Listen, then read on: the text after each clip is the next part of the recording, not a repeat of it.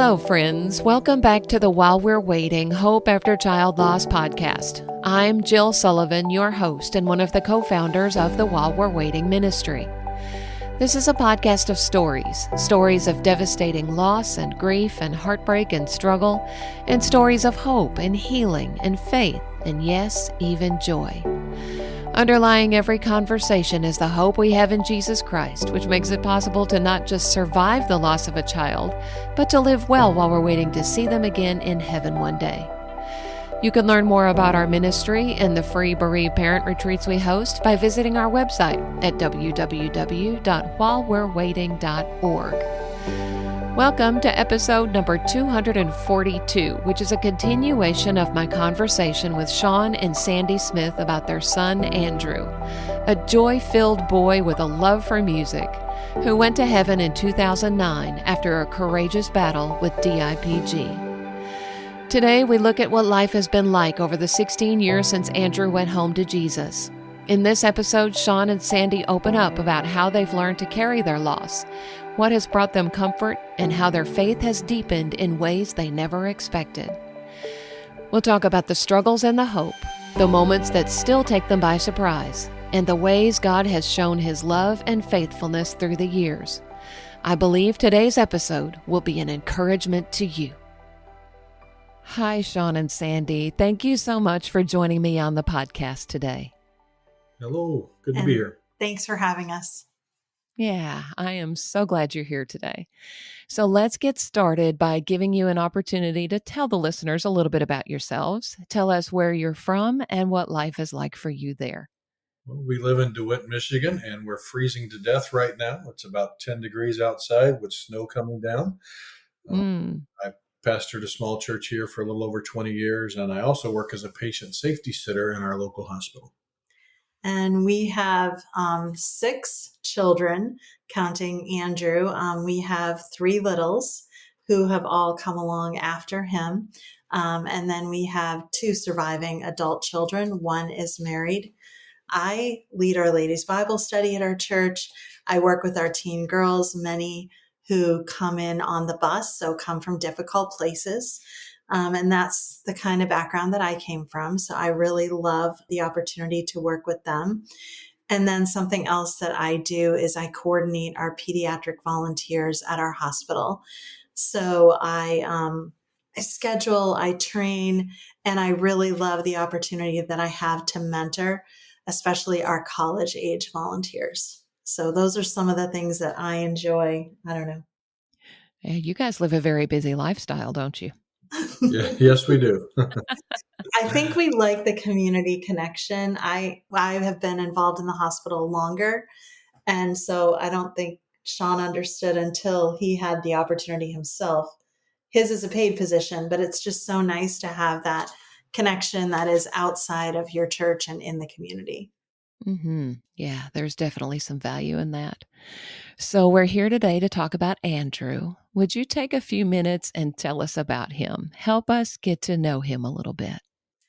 So Andrew was fun and funny, but it was the kind of funny where you weren't really supposed to laugh because he did not understand that it was funny. He would just say some things that had us cracking up, trying to think of some of the things. I think I wrote some things down, things like dad's the forgetterer, mom's the rememberer. He just had this funny way, and he loved people, and he had a way of making people feel valued, included. He was very close with his sister. I would say that they were kind of best friends. Their older brother was a little bit more of a loner, a little older than them. But he was a joy. He was a stinker. You know, he had all those fun parts of being a boy. So we just enjoyed him. People enjoyed him in our family too.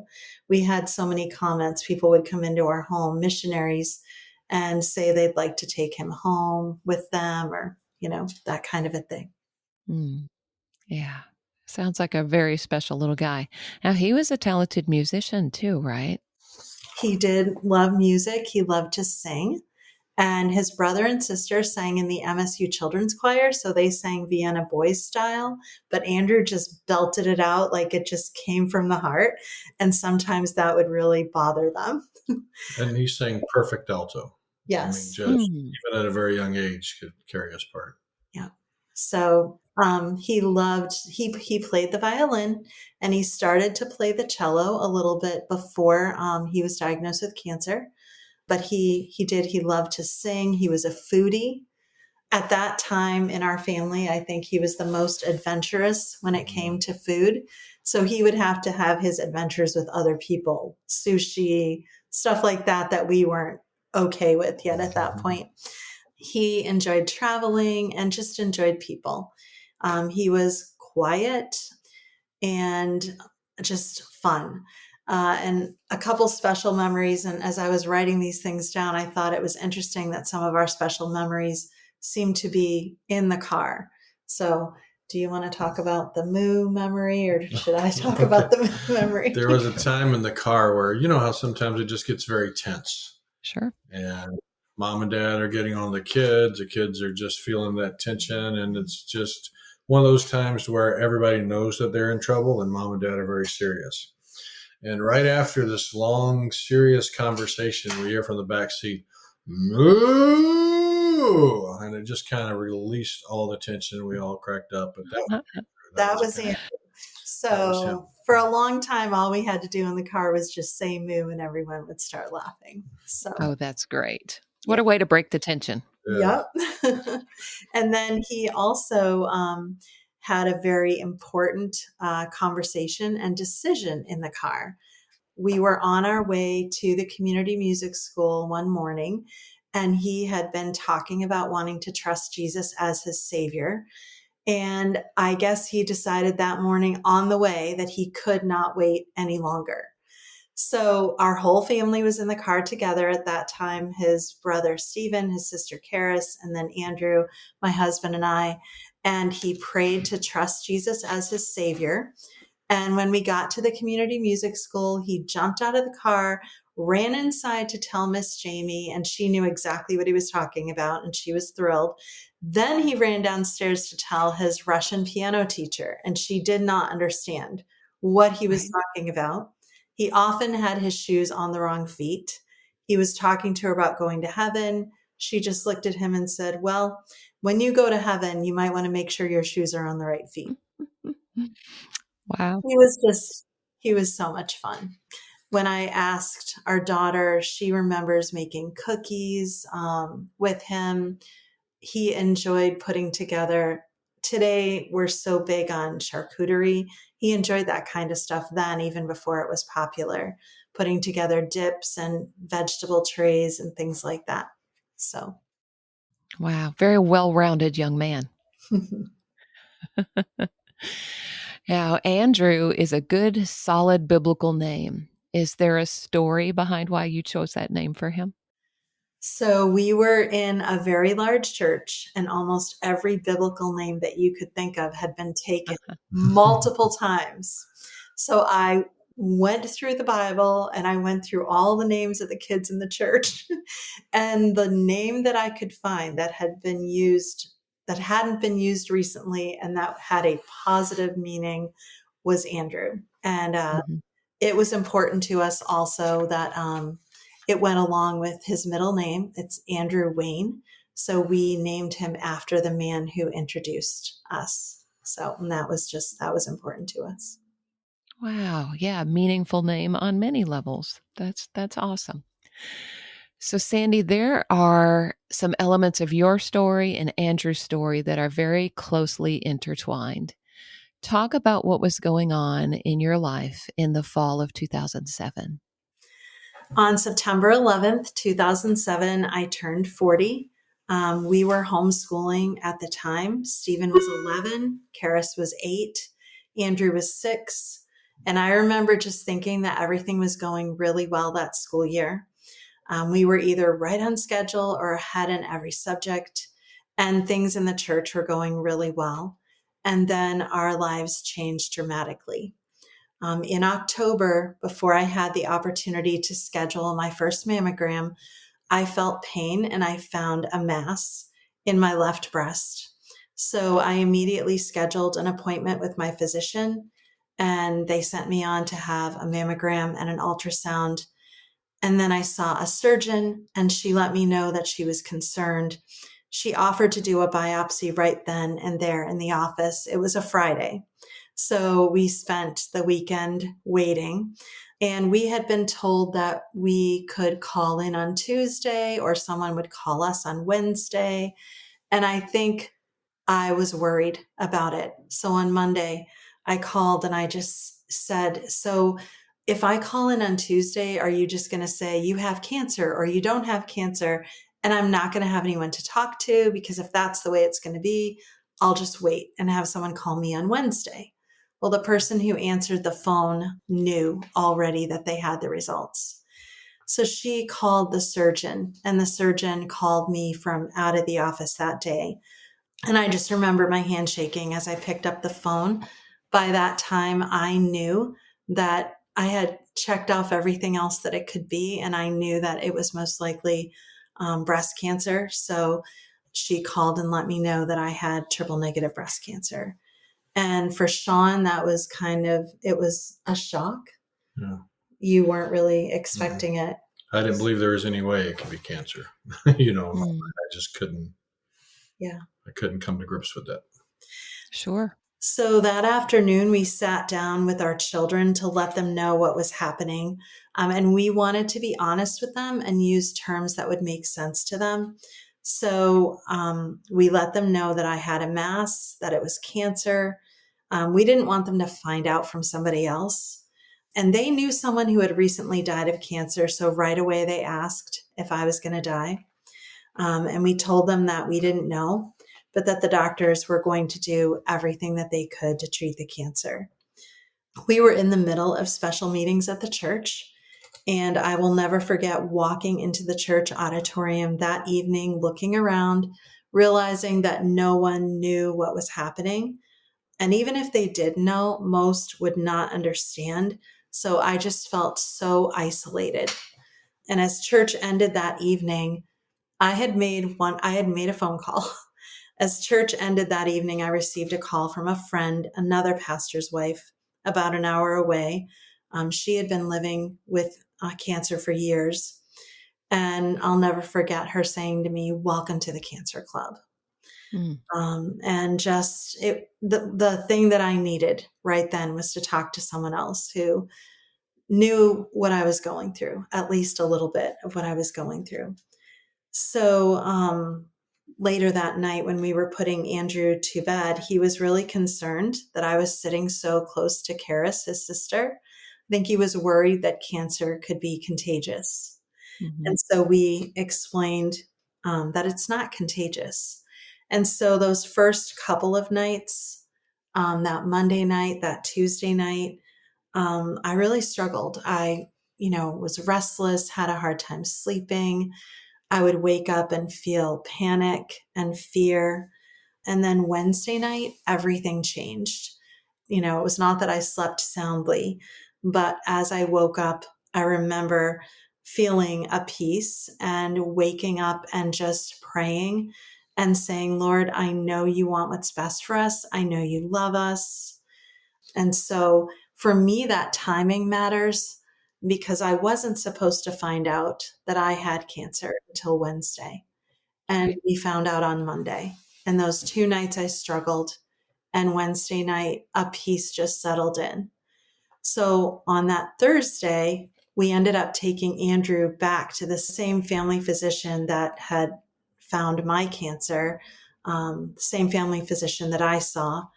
And he had had some concerning symptoms. We'd seen the doctor several times. They were thinking that he had a virus, that it was just taking a long time for him to recover. He was generally not feeling well. It was difficult to wake him up from sleep. He was a little off balance at times. He had fallen. A nurse in our church noticed a facial droop. And that Thursday morning, he vomited. So we ended up at the doctor's office, and they sent us right to the hospital. And by late afternoon, following a CT scan, a physician's assistant let us know there's a large area of swelling in the brainstem. We suspect a mass. And she said that right there with Andrew there. He was 6, and just regular Andrew, he piped up, "My mom has a mass." Oh, wow. At that point in time, I just couldn't handle things, and I just kind of walked out and went to the front of the hospital, and I just broke down crying. And the physician's assistant that was in the room with us followed me, and I didn't know that. And she came out to me at the front of the building and helped me up to my feet. And she said, "God has not forgotten you, Pastor Smith." Hugged me. Wow. And she was a believer. Now, only the Lord could allow someone like that to be on call and in the hospital at that time. And it was just very comforting. And she didn't say anything. She just held me and said, "It's going to be okay. God hasn't forgotten you." And the timing of that was just really what I needed at the time. Yeah. What profound words in that moment. God has not forgotten you. Yeah. Oh, Yeah. I love that. Yeah. So I went home that night for some reason. I thought I needed a good night's sleep because I had my appointment the next day where I was going to receive information about breast cancer and get my treatment recommendation. I do not know what I was thinking. Andrew was admitted to the pediatric intensive care unit, and I thought I could go home and get a good night's sleep. That did not happen. So, but I did have my appointment the next day. And not knowing that that would be happening later in the week, I had asked my friend Joy on that Monday, I had asked Joy and her husband, Gary, to go with us to the appointment. And that is not something I ever would have done. I'm pretty modest, and having a man in that kind of an appointment, but I thought it would be helpful for my husband just to have him with us. So as it turned out, they went with me. It was just them and me because Shawn was in the pediatric intensive care unit with Andrew. Wow. So the recommendation was a lumpectomy followed by chemotherapy and radiation. And we all went in thinking, we had certain ideas in our minds, but we all left with the sense that that was the right way to go. I feel like we all had a peace about that recommendation. And then that was that morning. So Friday afternoon, Joy and Gary came with me, and they sat down in the pediatric intensive care unit with me as Dr. Gira told me that Andrew had a pontine glioma, which is widely called a diffuse intrinsic pontine glioma. The diagnosis was terminal then, and it's still terminal today. So they were there. They were with me, and we had no idea, any of this was going to be happening when I asked them if they would come. So I moved into the pediatric unit with Andrew, and we began to try to keep life normal at home for our other 2 children, but one of us needed to be in the hospital with Andrew while we were getting everything, while we were getting treatment planned. He started radiation to shrink the tumor almost immediately. And at the end of the first meeting with the radiation oncologist, Shawn took Andrew back to the room, the hospital room, and I finished that conversation with him. And I remember saying, this is hard. And Dr. DiCarlo looked at me and he said, "This is hard for us too." At that point, we really didn't have any connection with Sparrow Hospital or with radiation oncology, but they surrounded us and they took care of us. So I was living in the pediatric unit. And on the day of my lumpectomy, Wednesday, November 5th, I got up in the morning, I showered, I had an IV put in by one of the pediatric nurses, and then I just walked downstairs for my surgery. I went home with a friend, and I moved back into the hospital that Sunday morning so my husband could be at church. I started chemotherapy January 2nd, every 2 weeks for 16 weeks. And then in the meantime, Andrew finished radiation. We went on a Make-A-Wish trip. His tumor had shrunk. He started physical and occupational therapy.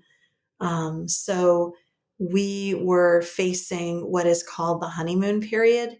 By June, when I started radiation, Andrew was in the honeymoon period after his radiation. So if you didn't know, you couldn't tell that he had brain cancer. No, it's kind of a cruel time because Yeah.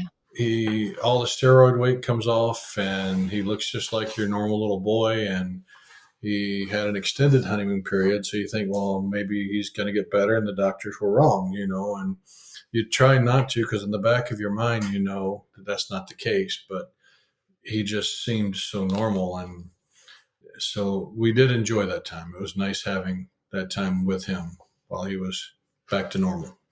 But when the disease comes back, it's just devastating. Yeah, I'm familiar with that DIPG diagnosis. And golly, that's just one that you just don't ever want to hear. Mm-hmm. Just so hard to imagine. And it's just so interesting that how the two of you walked through this journey together, you and Andrew, that you even got to stay in the pediatric area while you were getting your treatments and surgery and those kinds of things so that you could be with him. Mm-hmm. That had to be so difficult. But at the same time, I know that you and Andrew probably made some really sweet memories together. We really did. And I think the way I look at it is I didn't really have time to think about what I was going through Sure. because we were focused on him. So, in a way, what I was going through was easier for me. But then also, the kind of conversations that we could have, we could easily talk about dying. We could talk about cancer, about treatment. And he knew that I knew what I was talking about, you know? Yeah. So I look at that part of it. It was very hard. And at the time, I was just putting one foot in front of the other. It still has an impact on your body. And there's still something, down the road that you have to deal with. But at the time, I just felt like it was a way that I could understand and he could know that I understood. So, and we did. We had a lot of sweet times in the hospital, a lot of funny times and funny conversations. He was on steroids, and so steroids can really magnify your personality. And since he was already humorous, Yeah. it definitely did that. I remember just saying, suggesting that he go to sleep one night. And he said, I have too many minds in my mind. He just couldn't get his thoughts stopped. A friend of ours used the term Murphy Day to refer to days when things just didn't seem to be going quite right. And so one day I remember him saying, our last name must be Murphy, and there were all these little things like this here and there that just made us laugh, made us smile. Yeah, I love that. So, what were your conversations with God like in those early weeks while you're grappling with two cancer diagnoses in your family at the same time? Two very daunting diagnoses. What did you talk to God about during that stretch? Well, for me, I was saying one thing but thinking another. you know, Sure. I was praying all the right things, but inside I was thinking, here we are serving you, we're putting you first, we're giving our life for you. Why would you let this happen? Yeah. And feeling guilty about asking why. I remember reading one morning in James. I just had one of those sessions where I was just really struggling why all this was happening. And James said, if you lack wisdom, ask of God, giveth to all men liberally. And the Spirit just impressed upon me, who else are you going to ask? It's okay to ask God why. Not in an That's right. accusatory way, not in a, why are you doing this to me kind of way, but Lord, I don't understand why this is happening. And I don't think we always get that answer until heaven. But the fact that I could say, I don't understand this was okay. It was okay for me not to understand it. It was okay for me to question. It was okay for me to bring those questions to him. That was very, very comforting to me during that time because I struggled with that. And I think I was too busy just putting one foot in front of the other. I didn't even really have time to think what happened or what did we do. I didn't really have time to think of anything like that. I asked my daughter, just from her perspective, she was 8 at the time, and she said that she just thought, what did I do wrong? She thought about it from a personal perspective, that she had done something wrong. Yeah. Yeah. It's hard on the whole family. Mm-hmm. So Andrew did kind of go through that extended honeymoon period. And, I know that was a blessing for you guys. But in February of 2009, Andrew's health really began to decline. Talk about that period and moving forward from there. In February 2009, we began to see some things. We really thought we were nearing the end of his life. And he was moved into the pediatric intensive care unit at that point, because that is what they were thinking as well. And somehow he seemed to stabilize. And at that point, we were in the hospital for 5 months and 2 weeks because of some complications of treatment. That's definitely not the norm. We spent some time outside the hospital, but right at that point, we lived in the hospital for 5 months and 2 weeks. So it was not until the fall of 2009 that we really began to understand that he was heading toward the end of his life. And early on, we had had conversations with him. I remember him saying things like, well, if I don't get better, I'll just go to heaven. Or he was aware that there were other children that were dealing with the same cancer. And so at one point he said, when I get to heaven, I'm going to have lots of friends there. So he understood. We were honest with him. He understood in a way that was appropriate for him. We didn't want to be cruel. Everything wasn't perfect. There were times that he was in pain and, he didn't want to be in pain, but he really didn't complain. And there was a time when he said something about being glad that it was him, and not his brother or his sister, because they would be afraid. And he knew that he didn't have to be afraid. And I want to be careful saying that, because I think sometimes when we talk about our children who have died, we talk about them like they are superhuman. So, but I do think that God gives grace to the one who needs that grace. And so I remember him saying that, I wish there was no such thing as cancer, but we do understand more because of that. I think he understood that we began to see what mattered in our lives. So Andrew lived for over 25 months with DIPG, which is so much longer than what usually happens. He loved the Michigan State Spartans because he knew them. He enjoyed spending time with some of the different athletes. The volleyball team came up and decorated his room for Christmas at the beginning of December, right after Thanksgiving, 2009. And they were just so good to him. He had some special outings there at the end of his life. There was a time that we were thinking of going to the Thanksgiving praise service, and we were trying to figure out who was going to go and who was going to stay. He realized that we were planning to leave, and he wanted to go, and we weren't planning on that. So it took a little bit, but we all got ourselves together and we were able to get to the service just in time. When I walked in, I struggled a little bit because I realized that one of our deaf ladies was there. And what that meant for me is that I was going to need to interpret for her. Yeah. And that was hard for me. I wanted to be with my family. But what I did not realize is that because I was turned around interpreting for her, I had just the perfect view of Andrew in that Thanksgiving praise service, singing the words to all the hymns. And just, I was able to see that. And I wouldn't have had that view. He wanted to give his testimony. So when the opportunity came, he raised his hand and his speech was distorted. But I think Shawn didn't you interpret for Interpreted a him? little. Yeah. But he gave his testimony of how he came to know Jesus. And that was a Wednesday night. That was his last service. Yeah, that was his last service. And then we went back to the hospital. We had about a week until he became restless. And I remember just not understanding what was happening. We just couldn't seem to get him comfortable. And we were talking with someone about how to handle pain.